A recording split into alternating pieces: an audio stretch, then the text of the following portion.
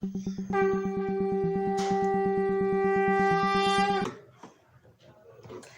Krishna, everybody.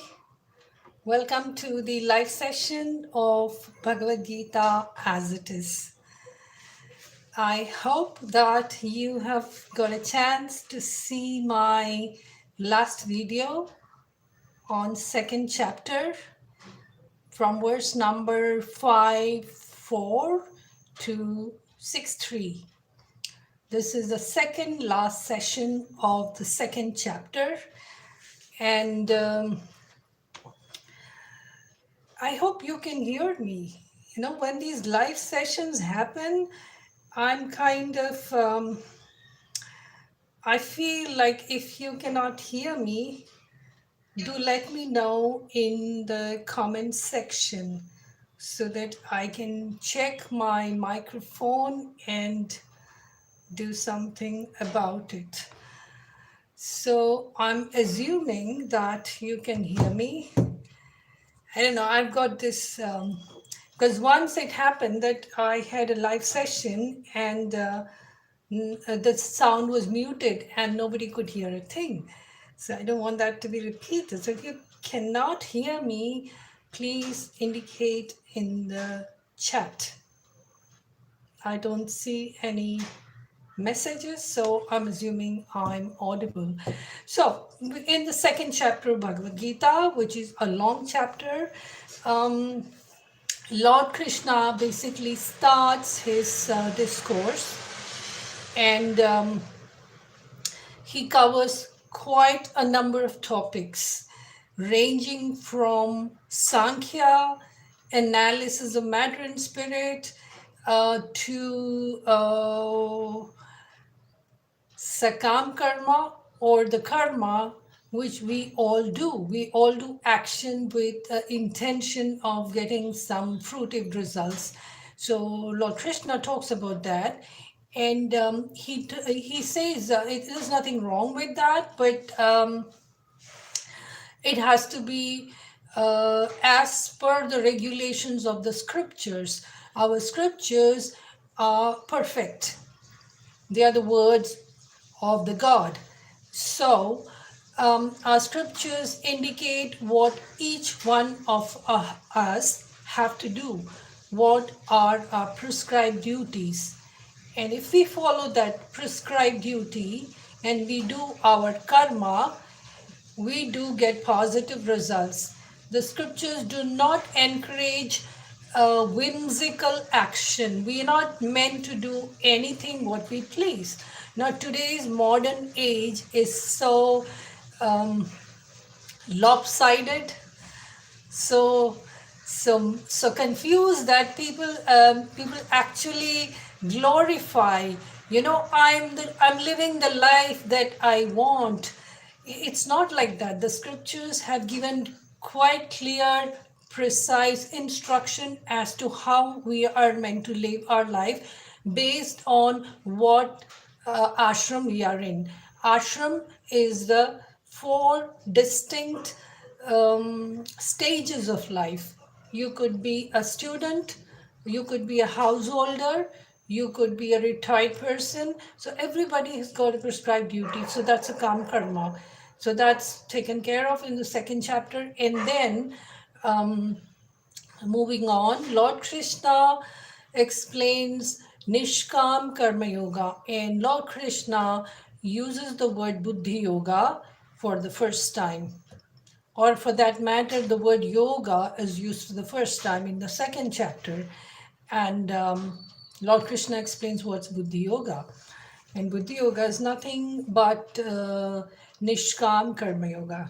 I will keep checking the comment section to see if you have any comments. I don't see any questions or comments because this session is meant to answer the questions. So if I don't see questions, I just go on talking. Yes, so the second chapter, sakaam karma, nishkaam karma, and then, yes, I see. Yes, Siya, Hari Bol. So and then while speaking about Buddhi Yoga, Lord Krishna uses the term achala buddhi. Lord Krishna talks about a person with achala buddhi. Chala means movement, achala means no movement. Somebody whose buddhi is steady. And Lord Krishna mentions about that. So Arjuna picks up on that, and then Arjuna asked Lord Krishna, Madhav, please explain to me about this Achala Buddhi. And Arjuna uses a different word for that. He says Sthita Pragya. Buddhi is the same as Pragya or Prajna, how you want to pronounce it. Actually, it's Prajna, and but people also say Pragya. So Sthita Pragya. Sthita means steady. So Arjuna says, Lord Krishna, please explain to me about this person who has a steady intelligence. Because Arjuna at that point of time was so muddled up, so confused. So this came as a very different kind of a person than what Arjuna was at that time. So Arjuna says, please explain to me about this person. And then Lord Krishna goes qualities of a Sthita Pragya is. So this section is basically all about that. I won't go into the details of that right now because that's already covered in the previous video. But so this session is more informal to take your questions.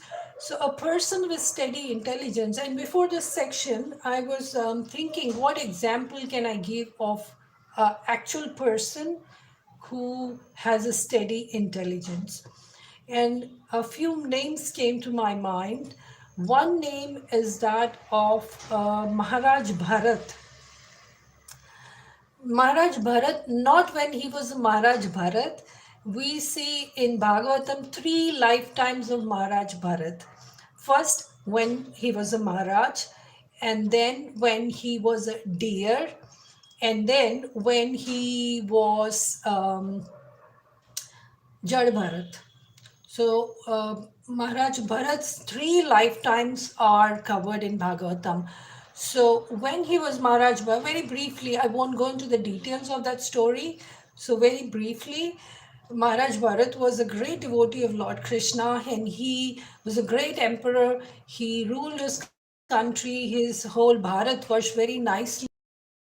He went to the forest to meditate upon the Lord. But somehow in the forest, he got attached to a baby deer. He got so attached to the baby deer that he forgot about Krishna. He forgot his sadhana, his spiritual activities. He forgot to chant his daily rounds of Mahamantra. And he got more and more attached to the deer. And one day the deer disappeared. He just went away. The deer went away. And Maharaj Bharat was extremely broken and he ended his life. So, of course, that is not a Sthita Pragya. He was not a Sthita Pragya. Then, as Krishna tells in Bhagavad Gita, what you think of at the last moment of your life, you become that. Okay? Yam yam vapi smaran bhavam. So, last moment of your life, what you think you become. So, Maharaj Bharat ended up becoming a deer. When he was in the deer's body, by Krishna's mercy, he could remember his past life as Bharat Maharaj, and he decided that I made a big mistake, and as a deer, he ended his life. He he stopped eating and he died as a deer. And the third time he was born as Jad Bharat. So in Gita, Lord Krishna says when you do a lot of sadhana and you die, and if you have not reached your goal and you die, your next birth will be in the family of great Vaishnavas or Brahmanas or very great opulent family. And that's what happened with Bharat or the deer. The deer got born into a good Vaishnava family. But this time, this is the third birth of Bharat. So this time, he was 100% sure I'm not going to make any more mistakes. So this time, he decided he will not speak He was completely mum, totally silent. Whatever anybody around him tried, he would not open his mouth. So people called him Jad Bharat. Jad means dead. So his parents tried, everybody tried, but he would just not speak. So they thought he's deaf and dumb. They thought he's stupid. They thought he's mentally retarded. But actually, Jad Bharat was a highly elevated soul who learned his mistake of being attached to worldly things, and he decided, I have nothing to do with this world. I'm going to just keep quiet and just finish this life and end this cycle of birth and death. So, Jad Bharat's character really exemplifies Astita Pragya, a person situated in fixed intelligence, who is not wavered, who doesn't respond to all the praise or insult, ups and downs of life. Jad Bharat was completely focused on his goal. And what was his goal? His goal was to end the cycle of birth and death. One incident happened in Jad Bharat's life which exemplifies this. One day Jad Bharat was going through the forest or somewhere. A group of bandits pounced on him, captured him, and they took him to, they were looking for a person for human sacrifice for Durga Mata. So Jad Bharat seemed to be a right person. They captured him, they took him to the Durga temple, and they tied him up. He did not care whether he lived or died.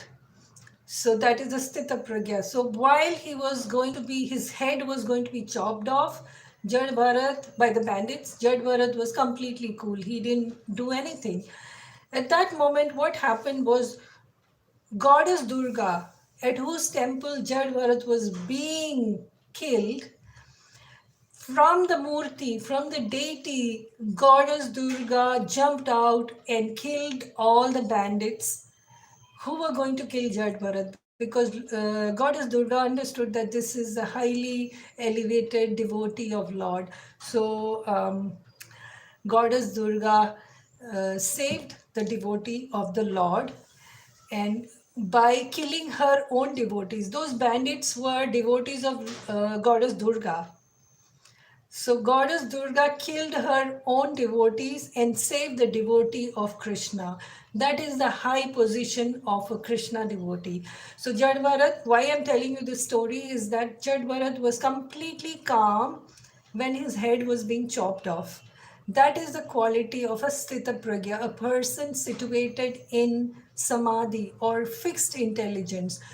A Jivan Mukta. A Jivan Mukta is a person, he may be in the body, he's using the body, but he's not attached to the body.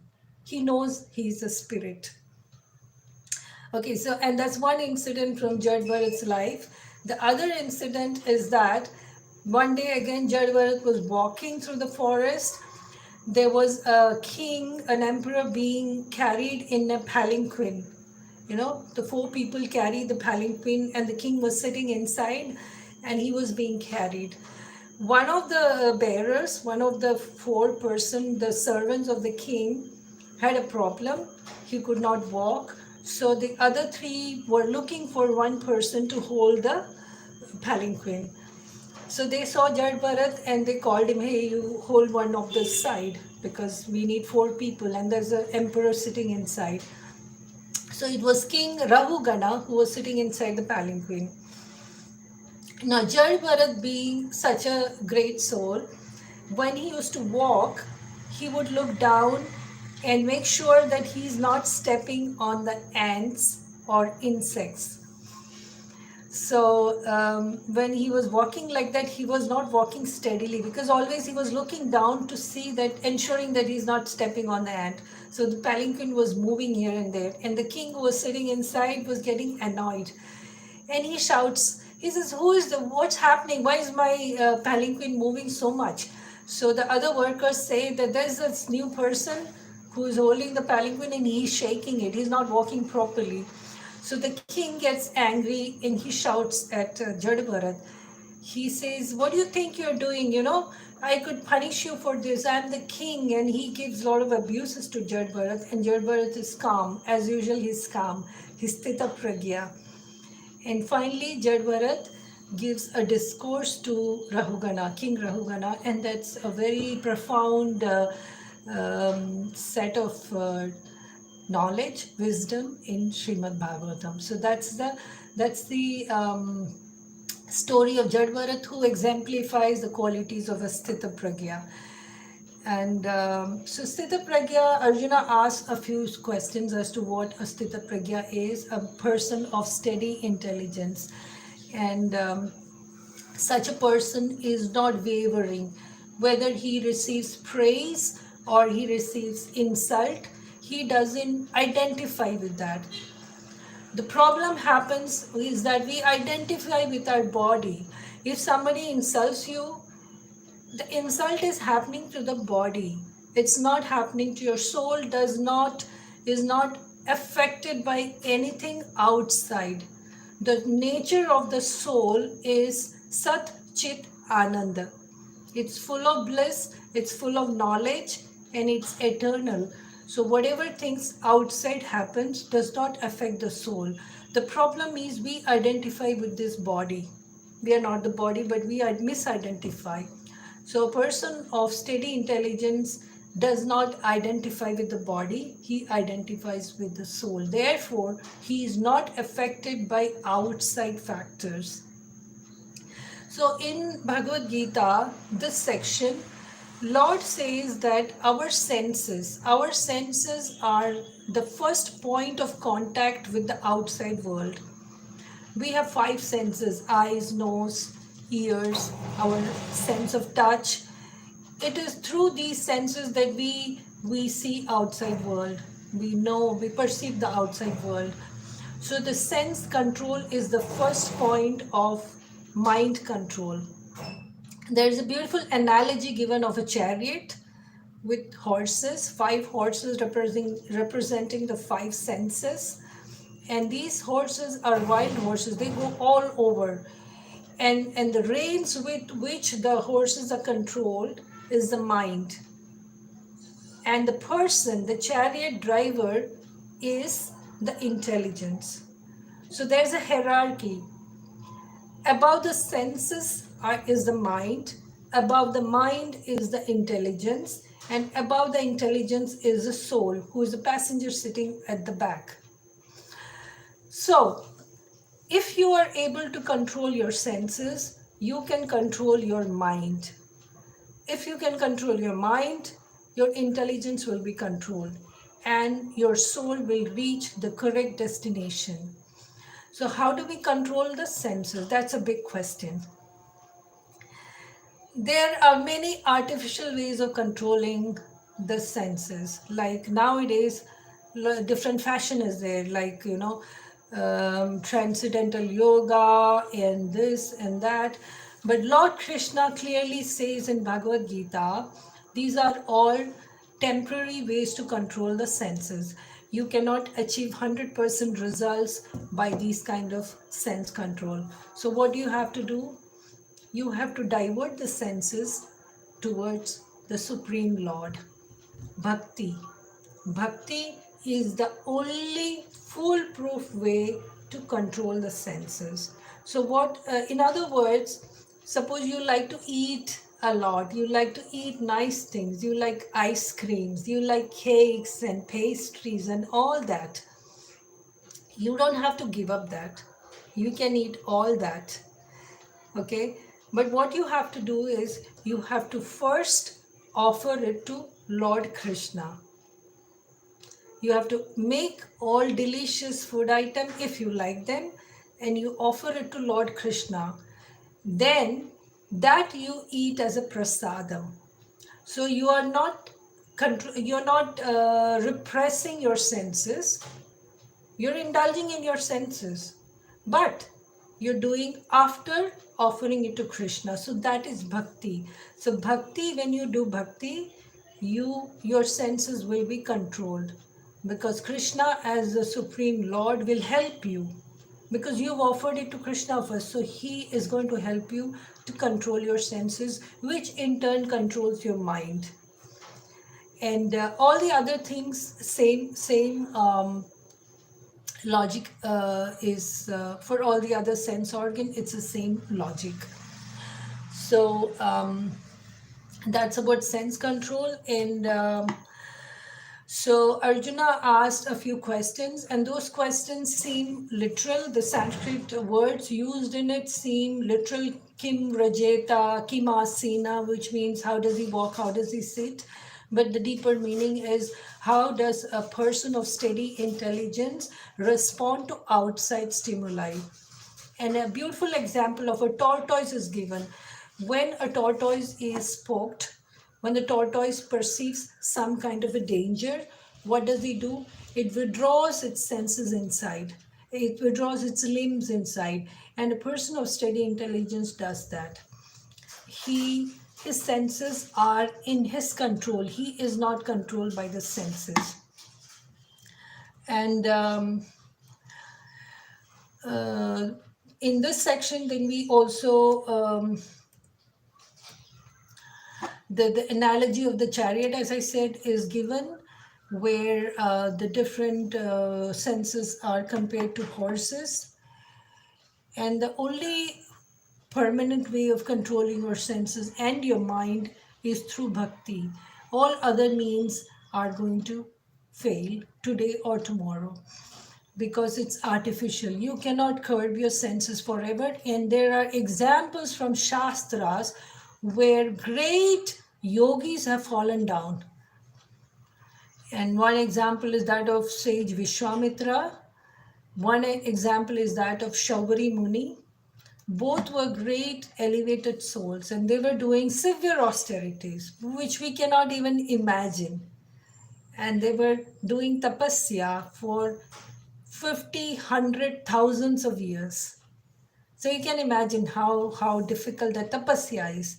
But one little stimulation, in Vishwamitra's case, it was the Apsara Menaka who excited him, and he fell down from his high status. All that tapasya was wasted. In Shaubari Muni's case, it's even more bizarre. Shaubari Muni was a great yogi, and he could meditate underwater. Can you believe it? We can't be underwater for more than a few seconds, but Shaubari Muni was meditating underwater for thousands of years to control his senses. And then he once saw two fishes mating, two fishes, and he got a desire to marry and enjoy life. So that is the case when you are not a devotee. If you are a devotee, you are so much attached to Krishna's beauty, that you don't, all the other things look very, very fake and very, very silly, when you're looking at the highest perfection of life in the form of Lord Krishna. All the mundane so-called joys look very trivial. So that is the secret of sense control. Lord Krishna in this section also talks about the steps of falling down. So there is a famous verse, Dhyayato Vishayan Pumsam Sangasteshopajayate. So how does this happen? This is actually very exact science, It's pure psychology. It's science. When you think about a certain object for a long time, you become attached to that object. It's simple as that. One example I can give, when you are in a college, or when you are a teenager, you might in your class there are boys and girls. Okay, so one boy may fancy a girl. Okay, boy X may fancy a girl Y, and he is thinking about the girl all the time. right? The girl Y. And then he develops an attachment for that girl, all right? And then from attachment comes lust. Lust here means desire. So this boy X is desiring this girl Y. Why? Because he's thinking about her for a long time. Now, in the same class, there are different boys and girls. So, nobody else is feeling that same emotion for this girl because they have not been thinking. So, it all starts with thinking. Any object which you think for a long time, you can experiment it. Any object, anything which you think for a long time, you will develop an attachment for it. And with prolonged attachment, you will start desiring it. And from desire, craving comes. And there are two options. Now, this point, there are two options. If you get what you desire, you will desire more of it. So it becomes greed. If you don't get what you desire, you become angry. It becomes anger. So from desire, it can become either anger or it can become greed. Okay, so when you become angry, what happens? Lord Krishna says your mind, your intelligence, everything is deluded. So, okay, you can't think clearly. And when you're angry and you can't think clearly, your intelligence goes, your memory goes, and you ultimately you fall down. So it all starts with thinking, and thinking starts with the sense objects. Okay, so it's a cycle, and I don't see any questions. So I guess there are no questions, and so shall we end the live session? I hope the orientation is correct because I'm seeing it a little upside down. Anyway, thank you for watching, and if you do have any questions, you can always comment on the section below. And so just a quick recap. So this section has Arjuna's questions about Sthita Pragya, then symptoms of a Sthita Pragya, and then sense control, then mind control, and how even great people, great sages are distracted because they are lacking in bhakti. And finally, the different stages of falling down. So with that, I guess we can end the session of live session. Thank you for being there. All glories to Srila Prabhupada. Hare Krishna.